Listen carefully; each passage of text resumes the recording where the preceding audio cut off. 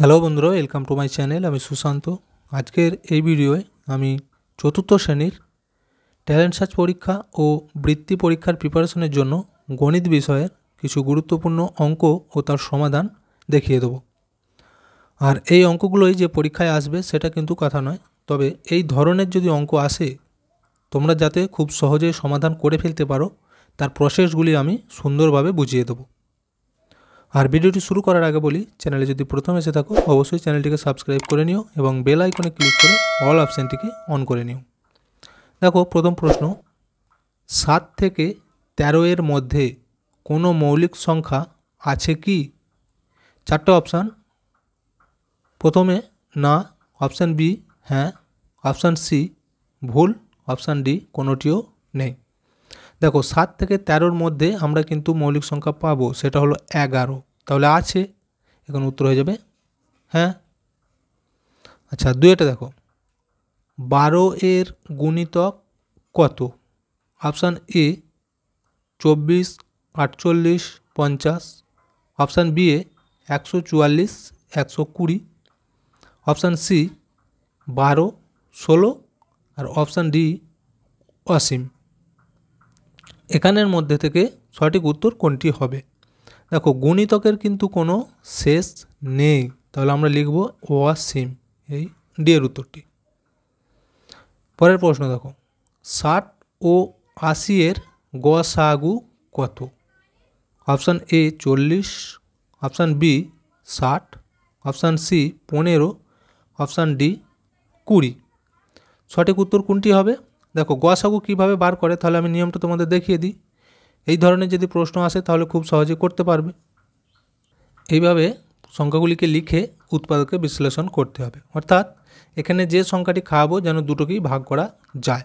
দেখো, যদি আমি 2 দিয়ে 30কে ভাগ করি, এই 60কে ভাগ করলে হবে 30, আর 2 দিয়ে 80কে ভাগ করলে হবে 40।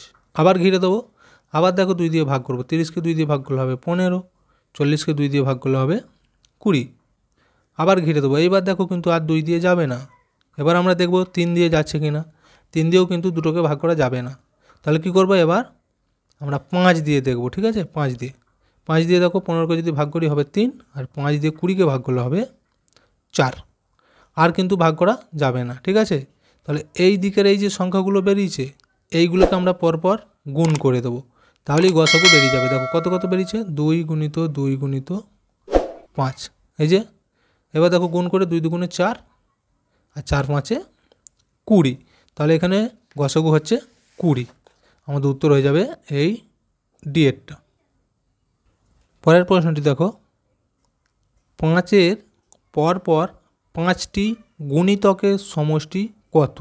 Option A 70, option B 90, option C 75, option D 80। তাহলে অঙ্কটি কী বলেছে আগে ভালো করে বুঝতে হবে। বলেছে 5-এর পরপর 5টা গুণিতক। আচ্ছা, গুণিতক কাকে বলে? কোনো সংখ্যাকে 1 দিয়ে, 2 দিয়ে, 3 দিয়ে, 4 দিয়ে এইভাবে পরপর যে গুণ করে করে যে উত্তরগুলি পাওয়া যায় সেগুলোকে গুণিতক বলে। তাহলে 5-এর ওইভাবে 5টা পরপর গুণিতক আগে আমরা লিখে নেব। দেখো, 5টা গুণিতক যদি লিখি, 5কে আমরা 1 দিয়ে গুণ করলে 5 1-এ 5 পাবো। আচ্ছা, 5কে 2 দিয়ে গুণ করলে 5 2-গুণে 10 পাবো। 3 দিয়ে গুণ করলে 3 5-এ 15, 4 দিয়ে গুণ করলে 4 5-এ 20, আর 5 দিয়ে গুণ করলে 5 5-এ 25। 5টা পেয়ে গেছি। দেখো 1 2 3 4 5। এবার কি বলেছিল, এগুলোকে যোগ করতে বলেছিল। যোগ করে দেখো কত হচ্ছে, 5 আর এখানে 5, 5 আর 5-এ 10, আবার এই 5, 10 আর 5-এ 15, 5 হাতে 1 থাকবে, 2 আর 1-এ 3, 3-এর সাথে 2 যোগ করলে হবে 4 5 6 7। তাহলে উত্তর হচ্ছে আমাদের দেখো 75। এখানে কোনটা আছে দেখো, এখানে উত্তর হয়ে যাবে এই সি এরটা, এই উত্তরটি। 5 নম্বর প্রশ্নটি দেখো, 25 ও 15 এর গরিষ্ঠ সাধারণ গুণনীয়কটি হলো? Option A 25, option B 15, option C 5, option D 50। তো কি বলেছে আগে ভালো করে কিন্তু বুঝতে হবে। গরিষ্ঠ সাধারণ গুণনীয়ক। আচ্ছা, গরিষ্ঠ সাধারণ গুণনীয়ক এটা কাকে বলে? দেখো, এটাকে যদি আমরা সংক্ষেপে লিখি কি হয়, গ সা গু। দেখতে পেয়েছো? তাহলে এইটাকে এইভাবে পুরো কথায় লিখে দিতে পারে। তার মানে 25 ও 15-এর গসাগুটা কত? কিভাবে গসাগু করে সেটা নিশ্চয়ই তোমরা জানো, দেখিয়ে দিচ্ছি। দেখো, এইভাবে ঘিরে উত্তর থেকে বিশ্লেষণ করব। প্রথমে দেখব আমরা 2 দিয়ে যাচ্ছে কি না, 3 দিয়ে ভাগ করে যাচ্ছে কি না দেখতে বলেছিলাম। দেখো এইভাবে করলে আমরা দেখতে পাবো একবারে 5 দিয়ে ভাগ করা যাবে, তার আগে কিন্তু ভাগ করা যাবে না। তাহলে 5 দিয়ে ভাগ করব, 25কে 5 দিয়ে ভাগ করলে কত হবে 5। আচ্ছা 5 দিয়ে এবার 15কে যদি ভাগ করি হবে 3।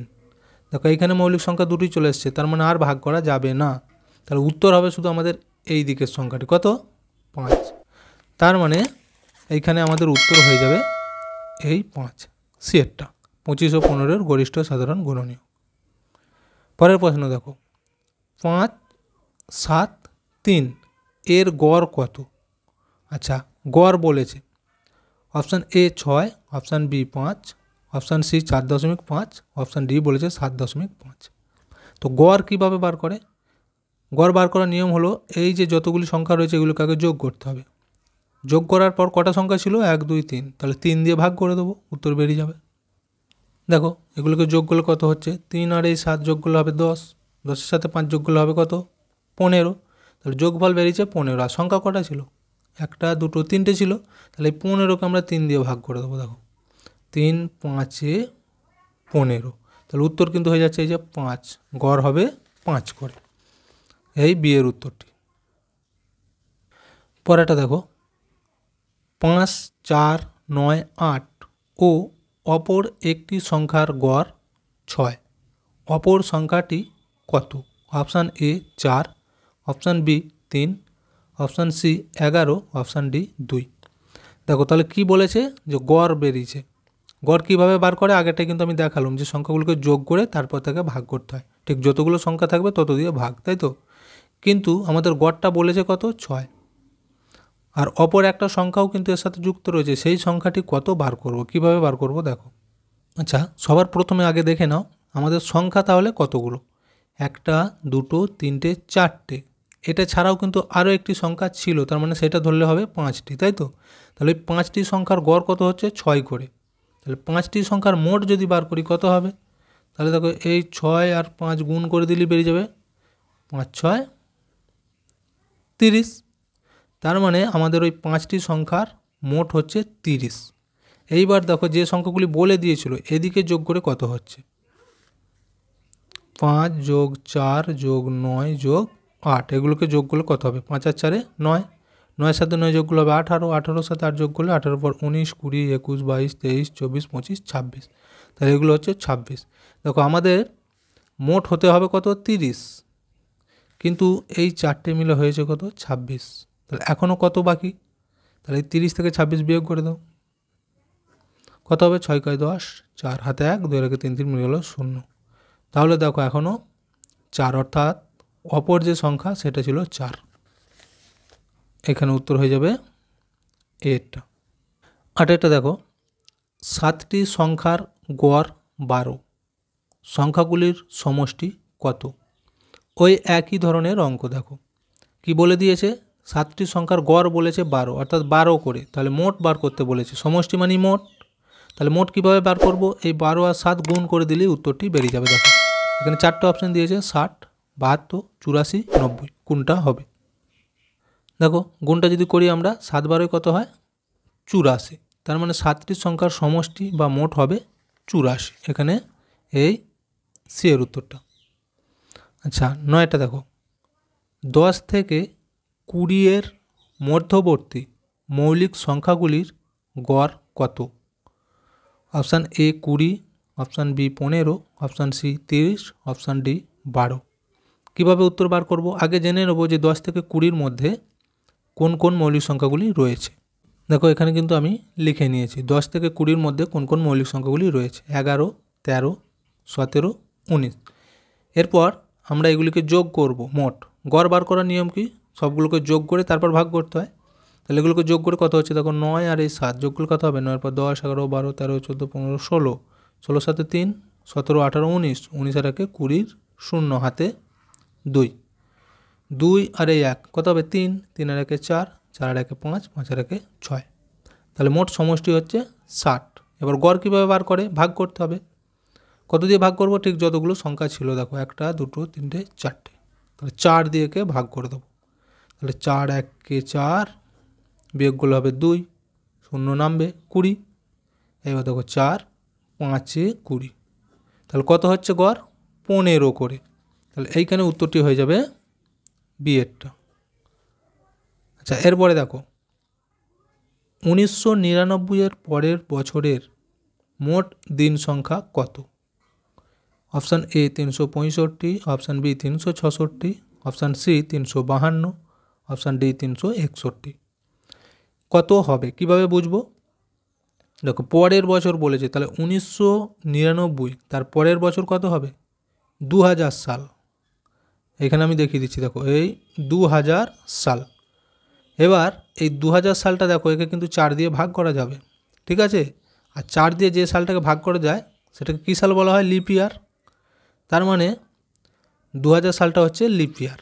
আর লিপ ইয়ার হলে সেই বছর কিন্তু একটা দিন বেশি হয়।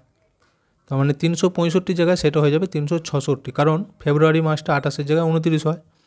তাহলে উত্তর হবে এই বিয়েরটা, এই 366। বুঝে গেল? তো ভিডিওটা এখানেই শেষ করছি। ভিডিওটি যদি ভালো লাগে অবশ্যই একটা লাইক দিয়ে দিও এবং শেয়ার করে বন্ধুদেরকেও দেখার সুযোগ করে দিও।